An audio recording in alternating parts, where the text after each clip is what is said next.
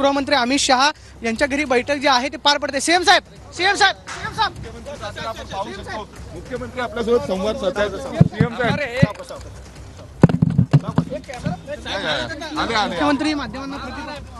मुख्यमंत्री आता माध्यमांना बैठक पार पडते आपली पहिली। हो हो निघेल का? अरे बाबा महायुतीच्या नेत्यांची महत्त्वाची बैठक पार पडणार आहे काय? आता बैठकीला मी जातो आहे। बैठकीमध्ये जी काही चर्चा होईल ती तुम्हाला मी सांगणार आहे येऊन। त्यामुळे बैठक सकारात्मक होईल। कालही देखील मी प्रेस कॉन्फरन्स घेऊन माझी भूमिका स्पष्ट केलेली आहे की आता कुठलाही अडथळा महायुतीचा मुख्यमंत्री होण्यामध्ये नाही आहे। लाडकी बहीण लाडक्या बहिणीच्या बद्दलही माझी बोललोय मी।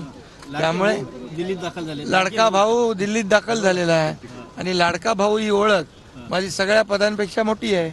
त्यामुळे तुमच्यासोबत काही मंत्री देखील उपस्थित आहेत, खासदार देखील उपस्थित आहेत। हो आहेत ना, सविस्तर चर्चा होणार मुख्यमंत्री आणि इतर आपलं मंत्रिमंडळ विस्तारासंदर्भात देखील सविस्तर सगळी चर्चा होईल आणि त्याचा इतिवृत्त तुम्हाला सांगेल। सीएम साहेब, पण तुम्ही येण्यापूर्वी 2 उपमुख्यमंत्री सुद्धा बैठक करतायत अजित पवारांच्या सोबत, प्रफुल्ल पटेल यांच्या, सुनील तटकरे यांच्या निवासस्थानी। ते पण बैठकीला येणार आहेत। त्यामुळे ते देखील त्या बैठकीत आहेत आणि त्या अगोदर आल्यामुळे त्यांची पक्षाची बैठक, त्यांच्या पदाधिकाऱ्यांची बैठक झाली असेल।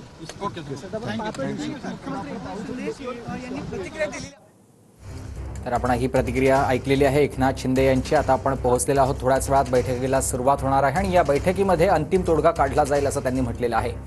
हे दृश्य आहेत दिल्ली विमानतळावरचे आणि या विमानतळावरती आता एकनाथ शिंदे पोहोचलेले होते। आता इथून ते निघालेले आहेत अमित शहा यांच्या निवासस्थानाकडे। अमित शहा यांच्या निवासस्थानी एकनाथ शिंदे, देवेंद्र फडणवीस, अजित पवार यांची अमित शहा यांच्यासोबत बैठक होईल।